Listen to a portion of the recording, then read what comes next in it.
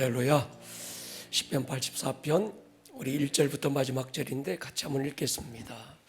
하나님 성전의 문지기로 사는 복 두 번째 시간입니다. 같이 한번 읽겠습니다. 고라자손의 시 이런 건 읽지 마세요. 같이 읽겠습니다. 시작. 만군의 여호와여, 주의 장막이 어찌 그리 사랑스러운지요. 내 영혼이 여호와의 궁정을 사모하여 쇠약함이여. 내 마음과 육체가 살아계시는 하나님께 부르짖나이다.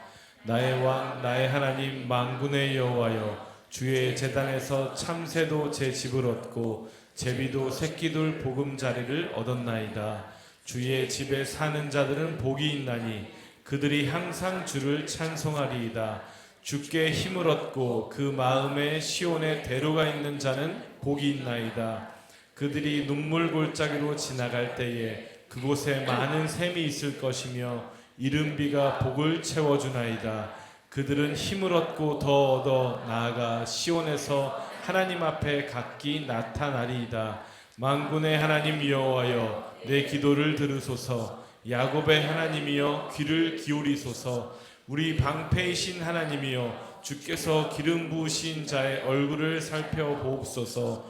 주의 궁정에서의 한 날이 다른 곳에서의 첫날보다 나은즉 악인의 장막에 사는 것보다 내 하나님의 성전 문지기로 있는 것이 좋사오니 여호와 하나님은 해요 방패이시라. 여호와께서 은혜와 영화를 주시며 정직하게 행하는 자에게 좋은 것을 아끼지 아니하실 것임이니이다. 만군의 여호와여, 주께 의지하는 자는 복이 있나이다. 아멘. 할렐루야. 우리 드럼 치는 친구를 여러분들은 잘 모르시죠? 어느 날 갑자기 보니까 드럼 치는 어떤 잘생기고 멋진 친구가 하나 있는데 보니까 저 친구가 누군지 잘 아직 인사가 안 됐지요. 나와보자. 그래도 인사는 해야 이 멋진 친구가 누군지 알 거 아니에요. 이름이 하민이. 하나님의 백성? 예. 우리 예언 전도사가 혼자서 요즘 드럼을 다 쳤어요. 금요, 토요, 주일, 청년까지 너무 벅차서 우리 교회 철야 누가 드럼을 좀 쳐서 예배를 섬겨주면 좋겠다 기도하고 우리가 고민하던 끝에 한 친구가, 우리 하민이라는 친구가 섭외가 된 거예요.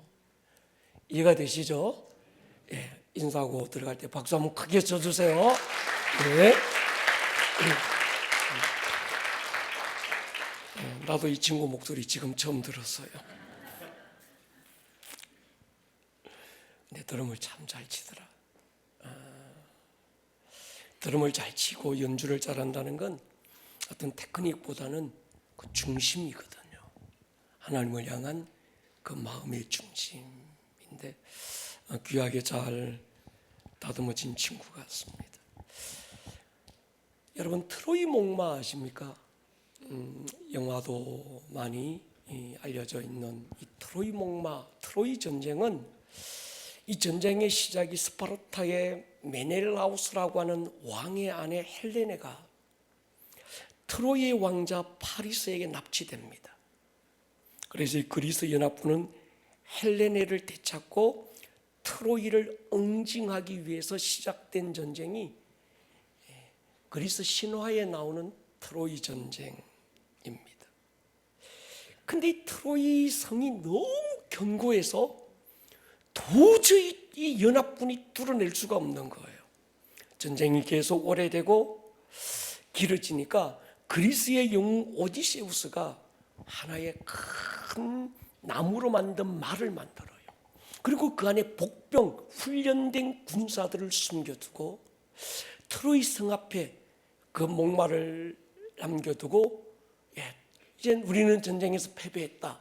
그래서 도망가는 척하고 도망을 갑니다. 트로이 사람들은 이 목마를 전리품으로 성 안으로 가지고 들어옵니다. 그리고 그날 밤에 축제를 벌이지요. 밤이 깊어가고 사람들이 잠들었을 때쯤 목만에 있던 병사들이 나와서 성문을 열고 그리스 연합군이 정복해 들어와서 트로이를 함락시키는, 그러니까 이 이야기의 핵심 교훈이 뭔가 하면 성문이에요. 성문이 견고하면 어떤 연합군과 수적 우세에 있는 병력을 가졌어도 뚫어낼 수 없다는 거예요. 이 성의 안전을 지키는 건 성문에 달렸다는 거죠. 더 깊이는요, 성문뿐만이 아니라 그 문을 지키는 문지기들의 손에 그 성 안에 있는 모든 백성들의 안전과 생명이 직결되어 있다는 이야기죠. 그래서 고대에서 성문을 뚫기 위해서 사용된 무기가 파성추라는 무기입니다. 여러분 이거 아십니까? 이 파성추 앞에 아주 막 저 끝을, 어떤 파성추는 끝이 뾰족합니다. 연필심처럼. 그리고 아주 강력한 쇠붙이를 붙여서 군사들이 그걸 왁 밀고 가서 성문을 팍 부딪히는, 저 파성추라는 거죠. 저 파성추가 개발되니까 저 파성추가 밀고 들어와도 뚫어낼 수 없는 성문을 만들자. 그래서 노스로 성문을 만들고 불화살을 쏘더라도 그 성문이 불타지 않도록 제작을 만들기 시작합니다. 또 하나, 성문을 지키는 문지기들을 특별한 사람들로 세우기 시작했습니다. 여러분, 예수님이 처음 교회라는 단어를 사용하셨을 때 그 교회는 에클레시아라고, 하여튼 우리는 이 헬라어 다른 건 몰라도 에클레시아는 알아. 할렐루야. 이 에클레시아는 당시 로마 최강 군대의 이름이었습니다. 아직 교회라는 개념도 없고 교회라는 단어가 없었어요. 그 시대는 어떤 성전이라는 개념은 있었는데 성전과 교회는 개념이 다릅니다. 성전은 제사 개념이라서 땅에서 하늘로 올라가지만 교회는 하늘이 이 땅을 내려오는 그 개념인 거죠. 그러니까 여러분, 교회라는 개념도 없고 단어도 없을 때 주님이 베드로의 신앙 고백을 들으시고 내 교회를 세우겠다고 하셨던 건 교회가 아니고 에클레시아를 세우겠다. 그 에클레시아는 뭔가 하면 최강의 군대를 세우겠다는 겁니다. 하늘의 군대. 이 땅을 뚫어낼 수 있는 하늘의 군대를 내가 세울 거야. 그게 에클레시아였거든요.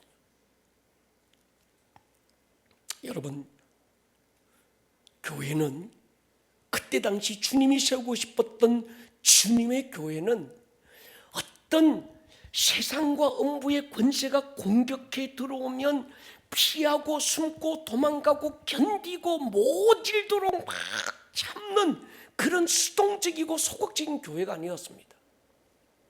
주님이 세우고 싶었던 교회는 공격적인 교회였고 적극적이고 능동적인 어떤 그 교회를 세우고 싶었던 거예요. 음부의 권세가 공격해 오니까 숨어 땅밑에 두더지처럼 숨어 들어갔다가, 아니면 그래 십자가 위에 달리신 주님 생각하고 우리도 참고 견뎌, 이런 교회가 아니었습니다. 주님이 세우고 싶었던 교회는 파성추를 가진 교회였어요. 주님이 마태복음 16장에서 교회를 말씀하실 때 음부의 권세가 이기지 못한다 할 때 음부의 권세는 음부의 대문을 말하거든요. 헬라어로. 그 음부의 대문을 파성추, 하늘의 파성추로, 뭐로? 예배와 기도로. 할렐루야.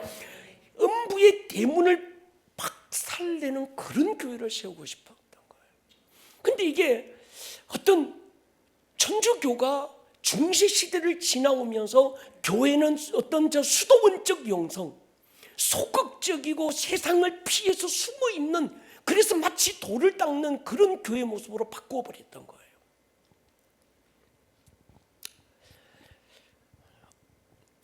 이 시대는요, 교회를 교회되게, 예배를 예배되게 우리를 사용하소서. 그다음 교회를 교회되게 하는 게 뭘까요? 예배를 예배되게 하는 게 뭘까요? 변질되지 않는 원형의 그 교회의 모습, 주님이 이 땅에 세우고 싶었던 바로 그 교회의 모습을 회복하는 거거든요. 아멘입니까? 여러분, 예배를 예배되게 하는 게 뭘까요? 나 오늘 또 예배 봤어, 예배 자리에 앉았다 가는 거야. 이게 예배를 예배되게 하는 게 아니거든요. 하늘의 열쇠를 가지고 이 땅의 음부의 대문을 닫고 하늘의 문을 열 수 있는 그런 예배, 그런 기도 말이죠. 아멘입니까? 여러분, 교회가 일부러 욕을 먹을 이유는 없지만 교회가 세상의 인정과 칭찬을 갈망하지도 말아야 됩니다. 여러분 보십시오. 세상이 인정하는 교회면 좋은 교회입니까? 세상이 칭찬하는 교회는 그 교회라야 좋은 교회일까요? 그럼 예수님은요? 예수님이 언제 세상에서 칭찬받고 세상에 인정받은 적이 어디 있습니까? 요한복음 15장 보십시오. 세상이 너희를 미워하면 너희보다 먼저 나를 미워한 줄 알라. 너희가 세상에 속하였으면 세상이 자기 것을 사랑할 것이다. 그러나 너희는 세상에 속한 자가 아니요 도리어 내가 너희를 세상에서 택하였기 때문에 세상이 너희를 미워한다는 거예요. 어쩌면 세상이 교회를 미워하는 건 당연해요. 주님을 미워했던 것처럼 말입니다. 요한복음 16장 보십시오. 이것을 너희에게 이르는 것은 너희로 내 안에서 평안을 누리게 하리 함이라. 세상에서는 너희가 환난을 당하나 뭐하라? 담대하라는 거예요. 교회는요 세상의 친구가 아닙니다. 세상은요 교회 친구가 아닌 거예요.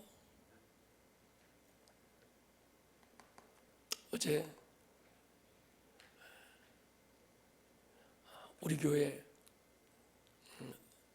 여청년 하나가 미국으로 유학을 가서 이제 한 1년 정도 공부를 하는 것 같아요. 이 아이가 그 엄마에게 울면서 전화가 온 거예요. 수시로. 왜 전화가 왔냐 물어보니까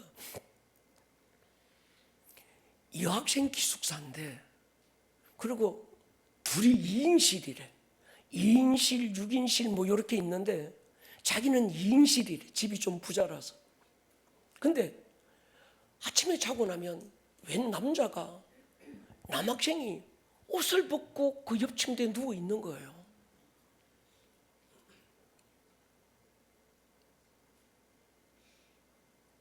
근데 학교 당국에 얘기해도 치만 이상한 사람이 된대. 왜?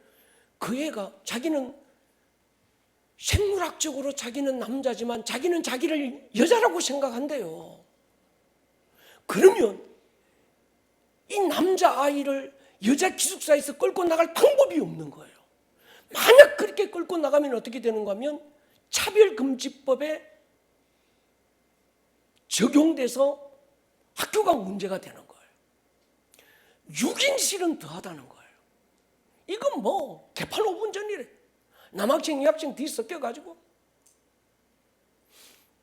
근데 문제는 지가 이런 걸 학교에다가 뭐 얘기하고 하면 지만 이상한 사람이 되고 미국에 있는 아이들은 그걸 너무 자연스럽게 받아들인다는 거예요.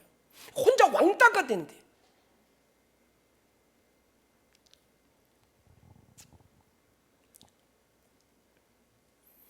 이런 세상과 우리가 어떻게 친구가 되겠어요? 차별금지법이라는 또 하나였던 법안, 어떻게 보면 그럴듯하게 포장해서 결국은 젠더 문제를 가지고 남성 여성이 어디냐? 하나님이 정해놓은 생물학적인 어떤 이 남성과 여성은 아무 의미가 없다. 지가 남자라고 생각하면 지가 남자가 됐다가 내일은 여자가 되고 그걸 인정해주고 그걸 차별시키면 그건 소수 어떤 인권 문제를 대면서 차별이라고 얘기한다는 거예요. 여러분 이거요 먼 나라 얘기 아닙니다. 엊그제 신문 안 보셨습니까? 인터넷 포괄적 차별 금지 법안이 국회 과방위를 통과했습니다. 이제요 국회 본회의에서 법안만 통과되면 여러분 우리나라가 그 꼬라지 되는 거예요. 어제는 제가 그 엄마로부터 그 이야기 듣고 근데 인터넷 보니까 또 그래. 그래서 우리 교회 단톡방에다가 속이 상해서 이거 우리가 기도하고 막아냅시다. 지금까지 교회가 기도하고 이걸 숨긴 사람들이 있어서 막아냈는데 지금 다시 한 번 더 이 뭐 이상한 사람들이 나라 집권하면서 이게 개판 5분 전 돼가고 있는데 이걸 막아내지 못하면 여러분들의 자녀들요 그거라지 됩니다.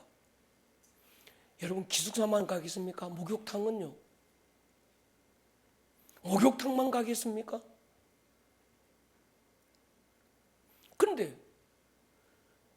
남자가 지가 여자라고 생각하면 누구도 이 사람을 생물학적으로 남자라고 얘기하면 네가 남자라고 얘기하면 끝나는 거예요. 그래서 교회도 지금 남자와 여자밖에 없다고 얘기하는 것들이 인터넷 유튜브나 이런 데 설교가 올라가면요 10억이라는 과징금 벌금을 물게 돼 있는 거예요.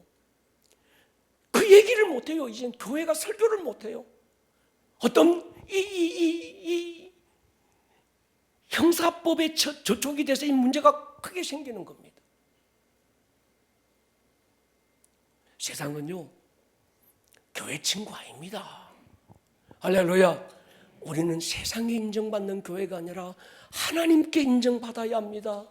세상의 어떤 사상이나 어떤 세상의 어떤 이념에 인정받는 교회가 아니고요 따라가는 교회가 아니고 죽으면 죽어도 말씀에 인정받아야 되고 말씀 따라가야 되고 말씀이 길하면 길어야 되고 할렐루야.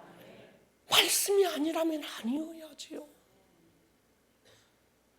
오늘 집에 돌아가셔서 빨리 들어가셔서 인터넷 들어가셔서 동의합니다 하고 막 문자 보내주세요. 할렐루야. 가만히 있으면요 안 됩니다. 지금은요 소리 내야 돼요. 이리 가면 또 제가 속상해서 빨리 본문으로 돌아가야. 우리는 세상의 친구 말고 예수 친구 되기를 축복합니다. 이스라엘에 가면 예루살렘 성의 문이 지금은 8개입니다. 근데 느헤미야 당시는 문이 10개였어요. 지금은 욥바문, 세문, 메sek문, 헤롯문, 사자문, 황금문, 분문, 시온문 이렇게 8개인데 느헤미야가 성벽을 쌓고 제일 먼저 성문을 만들었을 때는 10개였습니다. 양문, 어문.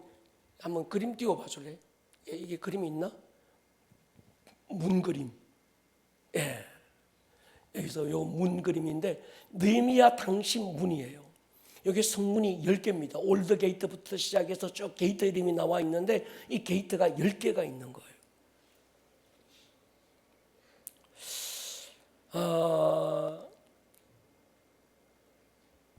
여러분 느헤미야 우리 너무 잘 압니다. 느헤미야가 처음 페르시아 왕의 술 맡은 관원으로 어떤 이런 고급 공무원으로 살려가고 있을 그때 자기 동생 하나니가 예루살렘을 방문하고 돌아오는 길에 전해준 한마디가 가슴을 뜨겁게 하고 수일을 울면서 금식하고 하나님께 기도하게 만들어요. 자기 동생이 예루살렘을 가봤는데 예루살렘 성문은 불타고 모든 성벽은 무너지고 백성들의 삶이 처참하게 무너져 있더라는 거예요. 그 말을 전해 듣는 순간에 느헤미야 안에 어떤 아픔이 일어나기 시작한 겁니다.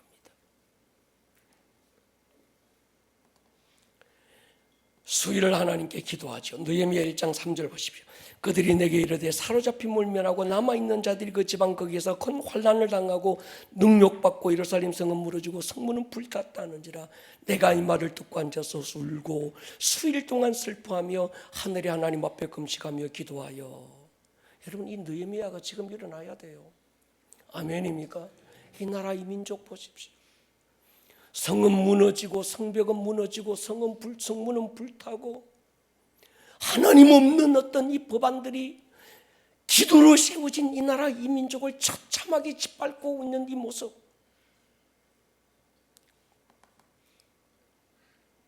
느헤미야가 하나님께 기도할 때 하나님이 그를 부르시잖아요.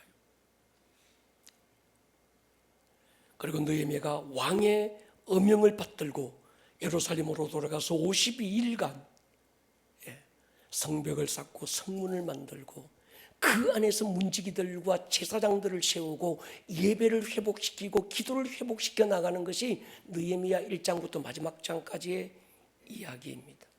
근데 느헤미야를 연구해 보면요, 각각의 문들과 의미와 목적이 다 있습니다. 그래서 오늘과 다음 주까지는 우리가 이 각각 문들의 이름과 그 의미를 한번 나눠보면 좋겠습니다. 느헤미야는 성벽 공사에 들어가기 전에 먼저 상황을 철저하게 살핍니다. 지금 상황이 어떤가 보니까 듣고 알고 있던 것보다 훨씬 심각한 상황이 있는 거예요. 과정이 이렇습니다. 느헤미야 2장 보십시오. 그 밤에 이 뭔가 하면 느헤미야가 페르시아에서 예루살렘까지 와서 도착했던 그날 밤에 골짜기 문으로 나가서 용정으로 분문에 이르는 동안 보니 골짜기 문에서 분문까지 가보는 겁니다. 예루살렘 성벽이 무너졌고 성문은 불탔더라. 앞으로 나아가 샘문과 왕예못에 이르러서는 탄 짐승이 지날 곳이 없는지라. 그 밤에 시내를 따라 올라가서 성벽을 살펴본 후에 돌아서 골짜기 문으로 들어와 돌아왔으나.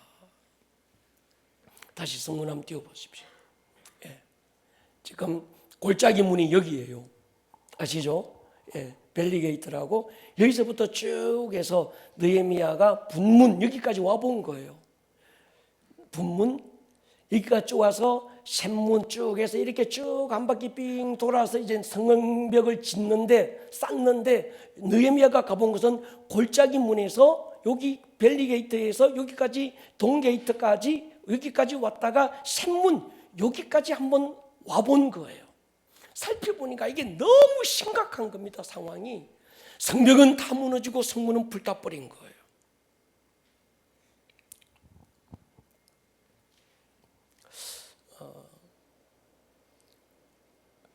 여러분 여기까지만 조사를 끝나고 공사를 진행하는데 두 가지 굉장히 중요한 것이 옵니다. 먼저 어디 갔노? 이건 지우지 말고 좀 띄워놔 주세요. 골짜기 문에서부터 시작해서 분문, 사실은 똥문입니다. 분문, 똥문, 샘문 쭉 여기까지 봤는데 공사는 어디서부터 시작하는 거면 저 반대쪽에 있는 양문에서부터 공사가 시작이 되는 거예요. 저 끝에 아시겠죠? 저 양문에서부터 공사를 시작해서 양문으로 다시 돌아오는 거예요. 쭉 이렇게 해서 한 바퀴 딱 양문까지 돌아오는데 공사를 했다. 두 번째 특징이 뭔가 하면 성벽을 쌓고 문을 단 게 아니라 맨 먼저 성벽을 쌓기 전에 문만 세워놓고, 지난주 제가 말씀드렸죠. 10개 문만 세워놓고 그 다음에 그 문이 기준이 돼서 성벽을 쌓았다. 그렇게 제가 말씀을 드렸던 겁니다. 느헤미야 3장 1절 보세요. 그때 대제사장 엘리야십이 그의 형제 제사장들과 함께 일어나 양문을 건축하여, 양문부터 시작하는 겁니다. 성벽하고 문짝 달고 성벽을 건축하여 한메아 망대까지에서부터 하나넬 망대까지 성별했다. 일반적인 건축 기법은 아니죠. 일반적으로는 성벽을 쌓아놓고 맨 마지막에 문틀과 문을 다는데 느헤미야는 한 바퀴 뺑 돌아보고 난 다음에 그 밤에 제일 먼저 정반대편인 양문에서부터 공사가 문을 먼저 달고 쭉 공사를 진행했다라고 하는 건 아마 느헤미야가 왜 저기서부터 시작했을까? 여기서부터 시작하는 게 아니고 저기서부터 시작했을까? 아마 느헤미야가 가지고 있었던 어떤 특별한 하나님이 주셨던 음성 내지는 어떤 영감을 받았던 것 아닐까, 그런 생각을 해보는 겁니다. 첫 번째 우리 양문 보십시다. 양문은 대제사장 엘리야십과 제사장들이 맡아서 세웁니다. 왜 순서를 양문부터 정했는지 정확하게 알 수 없지만 분명 어떤 예언적 감동이 있었을 거예요. 양문이 뭘까요? 예배의 문이죠. 성전에서 제사를 위해서 양들이 들어왔다 나가는 그 문이 바로 저 양문입니다. 이 양문은 예표적인 거죠. 양의 문으로 이 땅에 오신 분이 누굽니까? 예수님에 대한 예표죠. 요한복음 10장 보십시오. 그러므로 예수께서 다시 이르시되 내가 진실로 진실로 너에게 이르노니 나는 양의 문이다. 저 문부터 세운 이유가 있는 거예요. 저 문이 첫째가 되는 이유가 있는 거죠. 나보다 먼저 온 자는 절도여 강도니 양들이 듣지 아니했다. 내가 문이니. 누구 문? 양의 문. 누구든지 나로 말미암아 들어오면 구원받고 또 들어오면 나가며 꼴을 얻을 것이다. 도둑이 오는 것은 도둑질하고 죽이고 멸망시키려는 것뿐이요 내가 온 것은 양으로 생명을 얻게 하고 더 풍성히 얻게 하려는 것이다. 예루살렘 성문은 양문에서부터 시작해서 공사가 다시 양문으로 돌아오면서 끝납니다. 느헤미야 3장 보십시오. 성모퉁이 성루에서 양문까지는 금장색과 상인들이 중수하였느니라. 양문이 시작이고 양문이 마지막이에요. 예수님이 처음이고 예수님이 마지막입니다. 요한계시록 21장 보십시오. 또 내게 말씀하시되 이르옵도다 나는 알파 오메가 처음과 마지막이라. 내가 생명수 샘물을 목마른 자에게 값없이 주리니 이기는 자는 이것들을 상속으로 받으리라. 나는 그의 하나님이 되고 그는 내 아들이라. 요한계시록 22장에 보라 내가 속히 오리니 내가 줄 상이 내게 있어 각 사람에게 그가 행한 대로 갚아주리라. 나는 알파와 오메가요 처음과 마지막이요 시작과 마칩니다. 여러분 예레미야가 성문을 다시 이 성문의 기초를 세우고 성벽 공사를 진행하려고 하는 엄청난 이 프로젝트를 진행하려고 할 때 시작이 양문이라는 데는 굉장한 의미가 있는 거예요. 여러분 한 해가 저물어 갑니다. 우리의 마침도 예수여야 되고 26년 새로운 시작도 예수여야 합니다. 예, 여러분 보십시오. 우리가 마지막 인생을 다 살고 주님 앞에 갔을 때 우리가 가지고 갈 건 아무것도 없습니다. 예수님만 품고 가야 될 줄로 믿습니다. 제가 양문에 가보니까 양문, 그 다음에 여기 샘문 있지요. 샘문과 양문이 특징이 하나 있어요. 여기 양문은, 샘문은 실로암 못과 연결되어 있고 샘문으로 들어가면 바로 나오는 데가 실로암 못이에요. 양문에서 바로 들어가면 하나의 연못이 나오는데 그게 베데스다 연못이었습니다. 제가 이번에 이스라엘 쭉 다니면서 예루살렘 이 문을 한 바퀴 삥 도는데 저 양문에서 딱 들어갔는데 딱 들어가니까 그게 베데스다 연못이 있는 거예요. 그 다음에 샘문 딱 들어갔는데 거기 앞에 실로암 못이 지금까지 발견되지 않았던 실로암 못이 고고학적으로 발견되었어요. 내가 이 사진 다 찍어 왔는데 그때 우리 그 단톡방에 제가 올려준 것 있죠. 막 빨리 가서 거기가 과거 6.1 전쟁 때 어떤 그 문 앞에 가니까 막 총탄들이 파편들이 막 그 벽에 문에 다 박혀 있더라고요. 안에 차를 밖에 세워놓고 바로 그 앞에 경찰들이 있는 거예요. 경찰들 눈치 보다가 얼른 차 세워놓고 막 뛰어가가지고 문에 쏙 들어갔는데 거기에 실로암 못이 딱 있는 거예요. 또 뭐 차 끌고 가든지 말든지 또 막 목화하고 제가 또 막 그랬잖아요. 안 봤지요. 단독방에 다 올려드렸는데 깨달은 게 있습니다. 베데스다 못도 38년 된 중풍병자가 치유받은 곳이고 실로암 못은 소경이 치유받은 곳이에요. 양문은 치유와 연결되어 있고 샘문 이건 어딘가 하면 나중에 또 우리가 제가 끝에서 말씀드리겠지만 샘문은 성령의 역사인 거예요. 할렐루야. 생수의 강이 네 배 안에서 흘러나올 거다. 그 생수의 강이 흘러나오는 문이 샘문이거든요. 그러니까 성령의 역사와 양의 문 예수 그리스도의 십자가는 뭐가 연결되는가 하면 치유와 연결되어 있더라. 할렐루야. 여러분 보십시오. 예수님이 십자가에 달리실 때 두 가지 현상이 일어납니다. 하나는 성전 휘장이 찢어져서 둘이 되고, 또 하나는 마태복음 27장 53절에 보면 작은 성도의 몸이 많이 일어났다고 기록됩니다. 성전 휘장이 찢어진 건 죄사함과 구원의 역사를 말하는 거예요. 하나님과 인간 사이에 가로막혀 있던 죄의 담을 예수님이 그의 몸이 휘장이 돼서 찢어서 하나님과 우리 사이에 가로막힌 담을 허물고 하나님께 갈 수 있는 길을 열어놓았고, 이건 죄 용서입니다. 아멘입니까? 또 하나 사람들이 자꾸 착각하는 게 작은 성도들이 일어났다니까 이걸 마치 부활이라고 얘기하는데 아닙니다. 만약에 작은 성도들이 일어난 게 부활이라면 예수님은 부활의 첫 열매가 될 수 없습니다.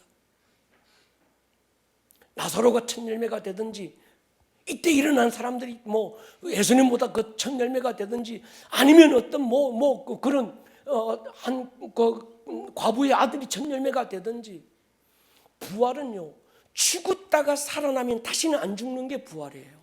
이때 모든 사람들이 살아난 게 아니고 죽은 지 얼마 안 된 사람들이 살아난 거예요. 그리고 그 사람들은 죽었습니다. 이건 부활이 아니라 치유거든요.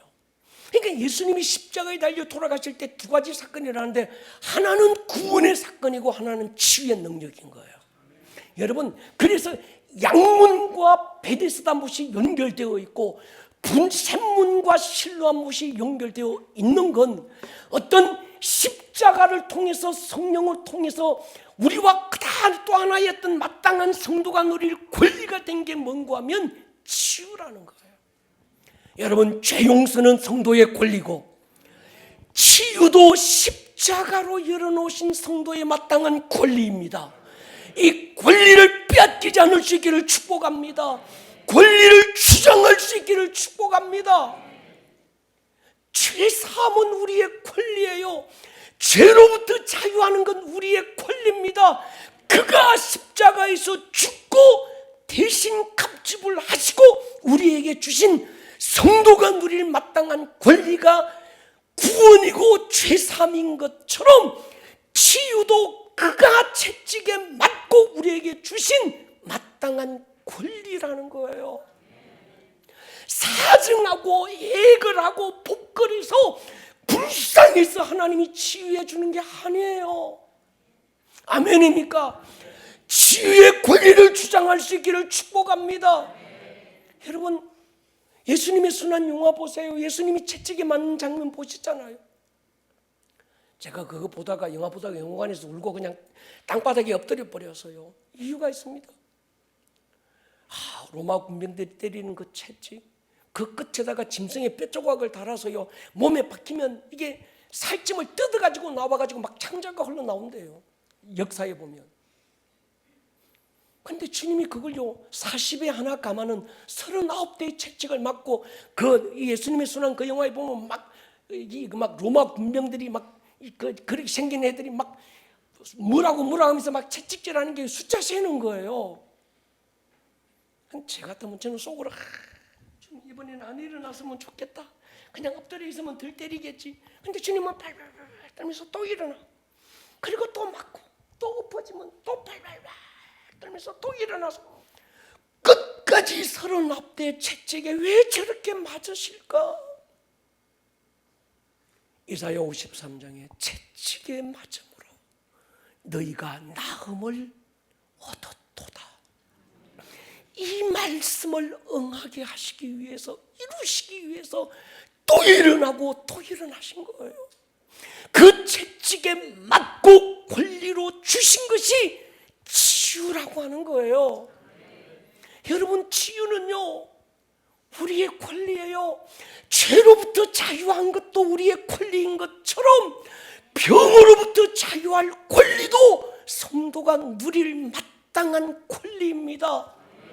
이 권리를 뺏기지 않을 수 있기를 축복합니다. 병이 우리를 잠깐 들어올 수는 있어요. 병이 와서 우리를 지배할 수도 있습니다. 목사도 그렇습니다. 때로 약 먹어야 될 때도 있고요, 때로 병원 찾아야 갈 수도 있습니다. 그러나 수술해야 될 때도 있지만, 이 치유라고 하는, 건강이라고 하는 건 하나님이 그 아들로 우리에게 베풀으신 마땅한 권리라고 하는 이 복음적 권리를 우리는 가지고 있어야 되는 거예요. 그래야 병에게 무너지지 않습니다. 제가 흥분하는 이유가 있어요. 우리가 지금 2명이 더 들어와서 33명의 중보자들이 우리 교회에 세워졌습니다. 이건 목사가 중보자 해라서가 아니고 이분들이 차원에서 나는 우리 교회 문지기가 되고 우리 교회는 이 도시의 문지기가 돼서 이 도시를 우리가 사수하겠다. 성벽 위에 패스꾼 문지기로서의 사명을 다하겠다. 33명이 세워졌습니다. 할렐루야. 예, 이분들요 세워지고 나니까 교회 아픈 분들이 자꾸 보이는 거예요. 중보 기도에 계속 누가 아픕니다 막 올라오니까 제가 요즘 한동안 마음이 무너졌어요. 여러분 자식 애기 키우는 엄마들은 그러잖아요. 애기가 아픈 건 못 보겠잖아요. 차라리 내가 아프고 말지. 그 애가 막 아프고 막 그러면 내가 하나님 앞에 기도를 적게 해서 저 애가 아프나 싶고, 내가 하나님 앞에 회개한 게 뭐가 또 덜 회개 안 한 게 뭐가 있어서 내 새끼가 아프나 싶고 막 그게 부모 심정이잖아요. 안 그렇습니까? 아프든지 말든지 냅둡니까? 목사 심정이 그래요. 전에는 중보팀이 없을 때는 이 중보 기도가 막 안 올라오니까 제가 모르잖아요. 근데 요즘은 하나같이 다 올라오네. 그럼 막 밑에서 기도합니다. 뜨겁게 기도합니다. 막 댓글이 담기고, 아침에 일찍 와보면 우리 중보기도 팀장은 저기서 탈린 하나 덮어쓰고 막 울면서 기도하고 있고, 뭐 월요일 팀, 화요일 팀 계속 와서 우리가 기도하고 있는데, 이게 막 그냥 가시적으로 드러나다 보니까 제가 지금 하나님 앞에서, 하나님 내가 지금 기도 안 해서 성도들이 아픕니까? 내가 요즘 하나님 앞에 뭔가가 뭐 있어가지고 하나님 내가 막 성도들이 어려움을 당하는 싶어서 막 눌리는 거예요. 반대로 또 한번 생각해 보면, 오늘 우리 교육자회의 때 제가 그 얘기를 한번 했어요. 중보기도팀이 만들어지니까 자꾸 어렵냐? 어려울 걸 알고 하나님이 중보팀을 만들었냐? 우리 이 사역자들 생각을 한번 얘기해 봐라. 그랬더만 다들 어려움이 있을 줄 알고 하나님이 중보자들을 미리 세우셨다고. 미리 세우셨으면 이미 이긴 것입니다. 할렐루야. 여러분에게 말씀드리고 싶어요. 병은요 몸을 지배하기 전에 마음을 지배해요. 제가 암 수술을 했잖아요. 그저 월요일날 암 수술하고 제가 주일날 여기 앞에 나와서 내가 예배했어요. 왜요? 병에게 마음 뺏기지 않으려고요. 치유는 나의 권리임을 주장하는 거예요. 할렐루야. 동의하십니까? 나의 권리야. 주가 채찍에 맞고 내게 주신 나의 권리야. 아멘입니까? 그래서 양문과 샘문, 성령의 역사와 십자가가 바로 통과되는 곳에 베데스다 연못이 있고 실로암 못이 있는 거예요. 아멘입니까? 여러분 10편 100편 보십시오. 103편 같이 읽을게요. 시작. 내 영혼아 여호와를 송축하며 그의 모든 은택을 잊지 말지어다. 그가 내 모든 죄악을 사하시며 내 모든 병을 고치시며 내 생명을 파멸해서 속량하시고 인자와 긍휼로 관을 씌우시며 좋은 것으로 내 소원을 만족하게 하사 내 청춘을 독수리같이 새롭게 하시는도다. 아멘. 죄악을 사하시고 모든 병을 고치시고 청춘을 독수리같이 새롭게 하실 것입니다. 이게 양문의 의미라고 하는 거예요. 우리는 예수로 시작하고 예수로 마칠 것입니다. 그가 처음이고 그가 마지막이기 때문입니다. 내 인생의 시작도 예수고 마침도 예수입니다. 예수가 없으면 시작도 없고 끝이 없는 거예요. 그게 그리스도인인 겁니다. 교회 왔다리 갔다리 하고 뭐 내 구원 받았네, 네 구원 받았네, 우리 구원 받았네, 쎄쎄쎄 떡볶이 먹고 이거 하지 말자고 그랬잖아요. 교회는 뭐 하는 곳입니까? 교회는 바로 이것을 선포하는 곳입니다. 어문, 두 번째 연결된 것이 어문이라고 하는 거예요. 어문, 물고기 문. 피시게이트라고 하는, 느헤미야 3장 보면요, 어문은 하스나의 자손들이 건축하여 들보를 얹고 문짝 달고 자무제와 빗장을 갖추었다. 어문 헷세니아 자손들이 맡았고 서쪽에서 오는 물고기 상인들이 드나들던, 지금 요 양문 그다음에 피시게이트라고 하는 저 어문 저쪽 끝이 어디로 연결된, 지중해하고 연결된 거예요. 저쪽이 그 텔아비브하고 연결되어 있는 그 저쪽 1시간만 차를 타고 가면 거기가 텔아비브고 지중해인 거예요. 서쪽인 거예요. 서쪽. 서쪽에 있는 상인들이 물고기를 팔기 위해서 드나들던 곳이 저 피시게이트라고 하는 곳입니다. 어문의 상징이 뭘까요? 내가 너를 사람 낚는 어부가 되게 할 것이다. 제자들을 부르신 거예요. 아멘입니까? 어문은 부르심을 받은 제자들의 문. 하나님은 가장 먼저 양문 대신 예수님을 보내고 그 양의 문으로 들어온 제자들을 어문으로 이끄시는 거예요. 마가복음 1장 보십시오. 갈릴리 변으로 지나가시다가 시몬과 형제 베드로가 바다에 그물 던지는 것을 보시니 그들은 어부라. 예수께서 나를 따라오라. 내가 너희로 사람을 낚는 어부가 되게 하리라. 그물을 버려두고 따라. 구원이 먼저지만 구원받은 성도는 제자로 부르심을 받아야 합니다. 부름받은 제자는 보내심 받은 제자로, 구원받은 제자는 이젠 사도행전적 제자로 가야 될 줄로 믿습니다. 그러니까 우리 나 구원받아 내 것 할렐루야 이게 아닙니다. 주님 언제 다시 오시겠지, 나 혼자만 기다리며 주님 오시기를 기다립니다. 오시는 동안에 적당하게 복이나 달라고 그러고 한 손에 적당한 헌신을 하고 한 손에는 구원 티켓 하나 들고 그저 룰루랄라 노는 게 그리스도인이 아니라는 거예요. 아멘입니까? 우리는 땅끝까지 이젠 보내심을 받아야 합니다. 의문으로 가셔야 합니다. 영적 성장에 대한 갈망이 멈춘 것이 타락입니다. 여러분 성장을 갈망하시기 바랍니다. 양문에서 멈추지 않을 수 있기를 축복합니다. 은혜는 십자가로 베푸셨지만 제자는 성령으로 세우시기 때문에 성령이 오시기까지 떠나지 마라 대기시켜 놓은 거예요. 어문은 예루살렘의 막대스 시장과 연결된 문인데 당시 지역 경제는 물고기를 잡아서 파는 것에 의존했습니다. 제가 기도한 게 이거예요. 이거 이번에 딱 보면서 기도한 게 뭔가 하면, 하나님 제자에게 필요한 게 두 가지입니다.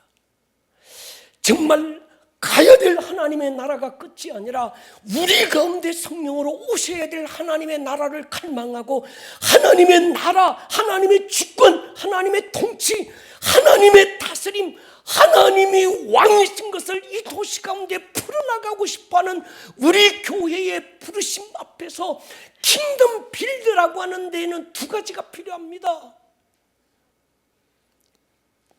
돈이 필요합니다. 재정적인 것 말이죠. 상인들이. 그래서 여러분 제자에게는요 킹덤 빌더들에게 하나님이 재정을 주셔야 되는 거예요. 아멘입니까? 재정을 취하시기를 축복합니다.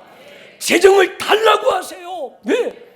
지금 어문은 뭔가 하면 지금 상인들이 돈이 들어오고 나가는 곳인 거예요. 아멘입니까? 정말 우리가 킹덤 빌드로 이 땅 가운데 하나님의 킹덤을 빌드하기를 원한다고 한다면 하나님이 두 가지 주셔야 됩니다. 첫 번째 사람, 두 번째 재정. 할렐루야. 제가 이번 돌다가 딱 어문 저기 앞에 가서 제가 기도한 게 있습니다. 주님 우리 교회 돈을 주세요. 성도들의 사업과 일터에 재정적인 복을 주시옵소서. 왜? 이게 하나님이 이 피시게이트라고 하는 여기는 돈이 드는 거, 이게 어문, 제자들의 문이라는 거예요. 동의하십니까? 돈을 위해서 돈이 필요한 게 아닙니다. 주님의 나라를 세우려면 돈이 필요합니다. 할렐루야. 오베데돔 받은 복이 뭡니까? 소유의 복을 주셨더라. 재정적인 복이잖아요. 그래야 문지기 하는 거예요. 아멘입니까? 이 도시의 문을 지키는 문지기 교회로서 하나님 돈이 있어야 합니다. 음정 아멘이 커졌어요. 우리가 돈 달라고 하더라도요, 여러분 근거를 가지고 달라고 하셔야 돼요. 목적을 가지고 달라고 하셔야 합니다. 아멘입니까? 기복은요, 목적 없는 게 기복인 거예요. 우리는 기복적인 신앙이 되는 게 아니고 우리는 정말 여러분 세상은 넓고 할 일이 많습니다. 동의하십니까?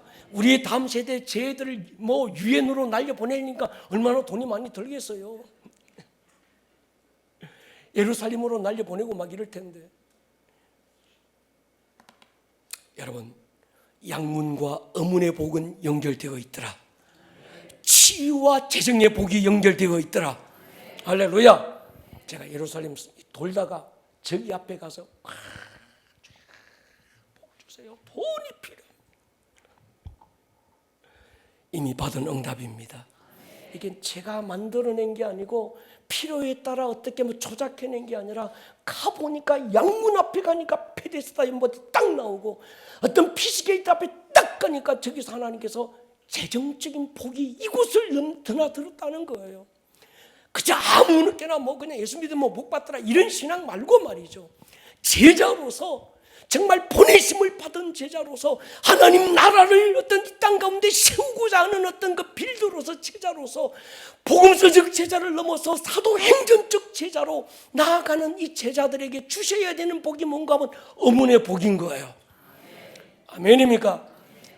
보면서 기도하시기 바랍니다. 예, 근거를 가지고 기도하시고 목적이 있어야 되는 거예요. 옛문 느헤미야 3장 6절 보십시오. 올드게이트라고 하는 거.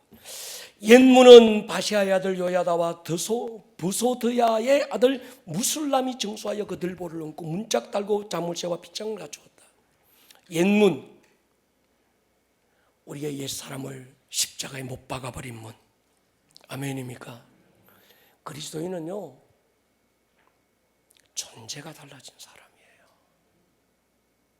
아멘입니까? 그저 옛날 내가 지금의 난데 예수 믿고 보혈로 덮어가지고 페인팅 해놓은 게 아니고요. 내 옛사람은 로마서 6장에서 그리스도와 함께 십자가에 못 박고 갈라디아 2장 20절에 이젠 뭡니까? 내가 그리스도와 함께 십자가에 못 박혔나니 내 옛사람은 못 박혔고 이제 너는 보라 새로워졌다는 거예요. 새로운 피조물 재창조된 하나님의 사람들인 줄 믿습니다. 그 모습은 똑같지만 우리의 속 사람이 새로워진 거예요. 신분이 달라졌습니다. 목적이 달라졌고 삶의 주체가 달라진 거예요. 그러니까 네 왜 사냐 물으면 삶의 이유가 달라져야 그리스도인입니다.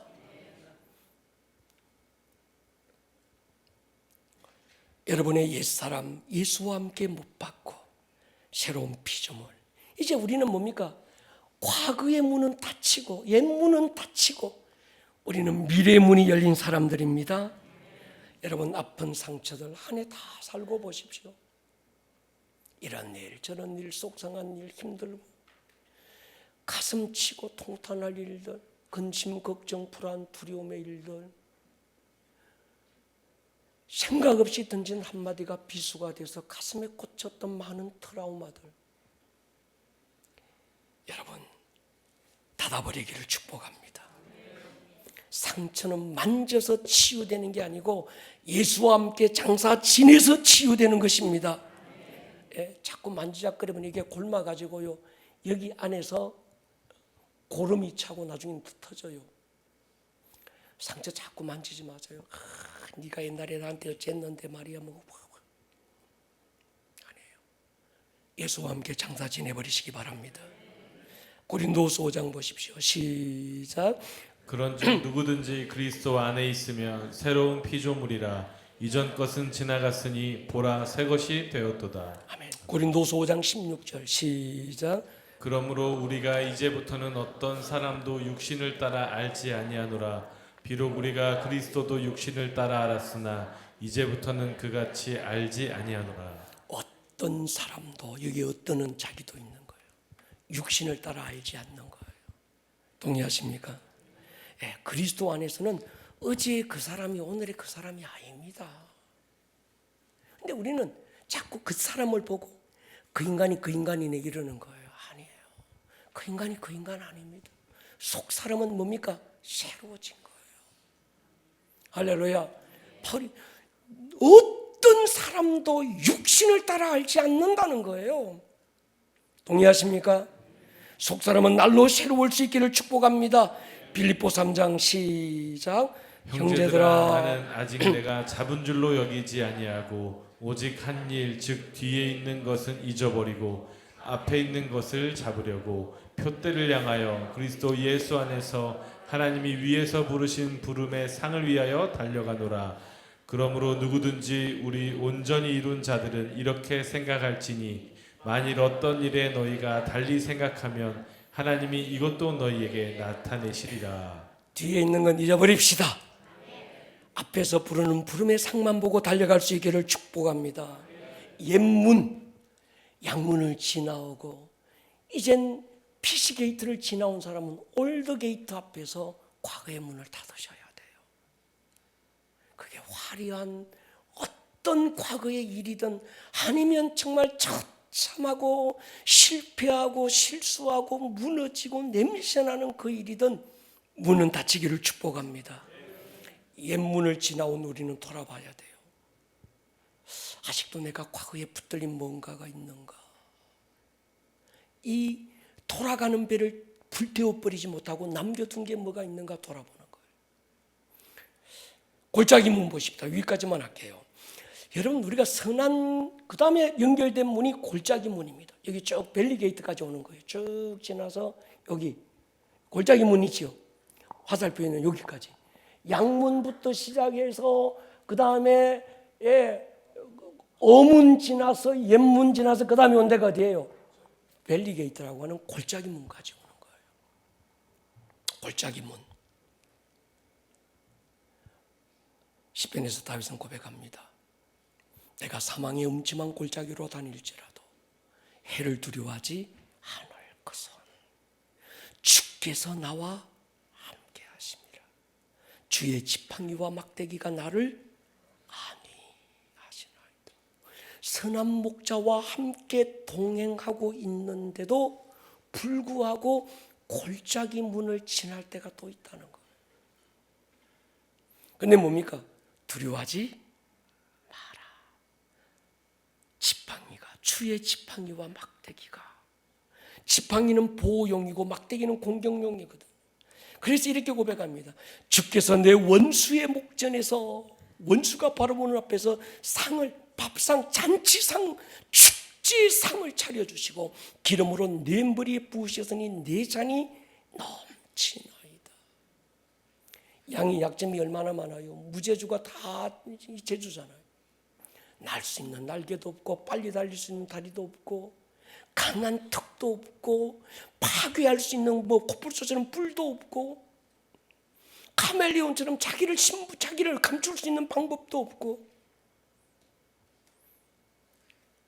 근데 양에게는요 그럼에도 두려워하지 않습니다. 뭐가 있어서? 목자가 계셔서. 아멘입니까? 여러분 과거의 상처를 치유하는 것도 중요한데 오늘 목자와 동행하는 은혜가 있기를 축복합니다.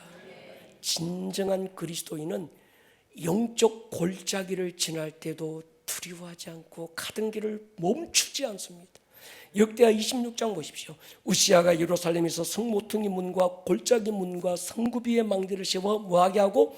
견고하게 하고 광야에 망대 세우고 물웅덩이를 많이 파고 고운과 병지에 가축을 많이 길렀고 여러 산과 좋은 밭에 풍부하고 포도원을 두었으니 농사를 좋아합니다. 우시아 왕은 골짜기 문에 망대를 세워서 파수꾼을 세우는 겁니다. 여러분의 오늘 골짜기를 지날 때 있습니다. 망대를 세울 수 있기를 축복합니다. 중보의 용사들을 비치할 수 있기를 축복합니다. 누군가가 말했습니다. 선한 목자 예수님과 오늘을 동행하는 사람은 아무리 깊은 골짜기도 깊지 않고 아무리 높은 산도 높지 않다. 그들은 사망의 음침한 골짜기를 지날 때 이렇게 선포합니다. 같이 읽을게요. 로마서 8장입니다. 시작. 누가 우리를 그리스도의 사랑에서 끊으리요? 환난이나 공고나 박해나 기근이나 적신이나 위험이나 가리랴. 기록된 바 우리가 종일 주를 위하여 죽임을 당하게 되며 도살당할 양같이 여김을 받았나이다 함과 같으니라.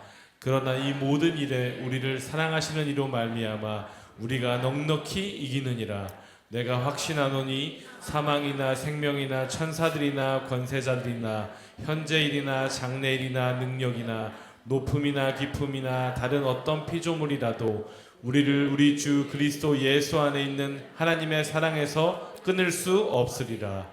아멘. 우리가 주와 동행하고 우리가 주와 함께 걷지만 때로 이 사망의 음침한 골짜기를 지나가야 될 때가 있다는 거예요. 그게 질병의 골짜기일 수도 있고 재정적인 어려움의 골짜기일 수도 있고 관계가 깨어져서 가슴 쓸어앉는 어떤 아픔의 골짜기일 수도 있어요. 두려워하지 마세요. 아멘입니까? 터널을 지난다고 눈을 감아서는 안 됩니다. 인생의 고난은 동굴이 아니라 잠시 스쳐 지나는 터널일 뿐이에요.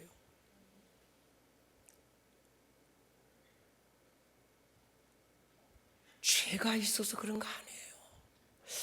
내가 뭐 죄를 잘못 지어서 하나님이 나 치시나? 제가 그랬잖아요. 하나님은 병으로 치는 분 아닙니다. 확신하십니까?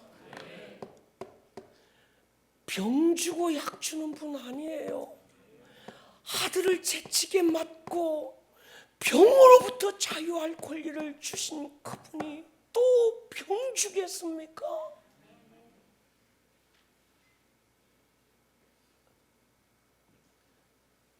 누가 아프면 누가 어려움을 당하면 저 인간 하나님 앞에 지은 죄가 특별한 게 있나 본데 뭐 죄를 숨기고 있을까 이러지 마세요. 삼류신앙에 빠지지 마세요. 죄의 결과가 아니라니까요. 병은 저주가 아니라니까요. 이겨내야 될 하나님의 기업입니다. 여러분 이거 관점을 바꾸셔야 합니다. 할렐루야. 바울이 고백해요. 누가 우리를 그리스도의 사랑에서 끊으리라. 환난을 당할 수 있고 공고나 박해를 당할 수도 있고 기근과 적신을 만날 때도 있고 위험과 칼을 만날 때도 있다는 겁니다. 때로는 주를 위하여 죽음을 당게 되고 도살할 양같이 여김을 받을 수도 있다는 거예요. 사망이나 생명이나 천사들이나 권세들이나 현재 장래 능력 높음 깊음 어떤 피조물도 하나님 안에 있는 그리스도 예수의 사랑에서 끊을 수 없다. 이거 확정하는 거예요. 질병 앞에 서서 이거 확정해 보는 거예요. 아멘입니까? 사회 어려움 앞에서 이거 확정해 보는 거예요. 이 어려움이 그리스도의 사랑에서 나를 끊을 수 없다. 그거 확정하고 뚫고 나가 보는 거예요. 그리고 우리는 뭡니까? 주와 함께 내가 뚫고 나오는 흔적을 보여주면서 뭡니까? 간증하는 거예요. 여기까지만 하십시다. 사랑하는 여러분, 우리 한번 기도했으면 좋겠습니다.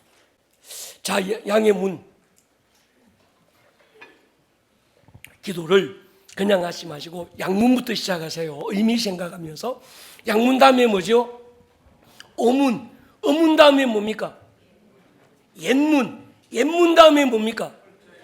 골짜기 문까지. 자, 이제 그냥 저희 하다 보면 기도할 거 없어지니까 양문부터. 저야 내가 지금 양문으로 들어갑니다. 양의 문 베데스다 목과 연결되어 있습니다. 구원과 치유는 나의 권리입니다. 할렐루야. 아멘. 어문 재정의 복을 주십시오. 아멘. 주의 킹덤 빌드로서 보내심 받은 제자입니다.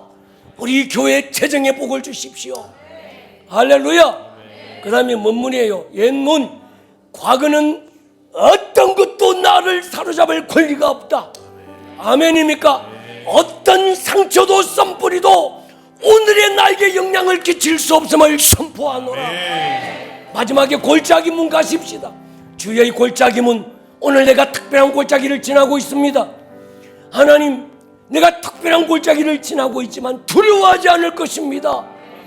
사망의 음침한 골짜기에서도 주가 나와 함께 하실 것입니다. 네. 아멘입니까? 네. 자리에서 한번 일어서십시다.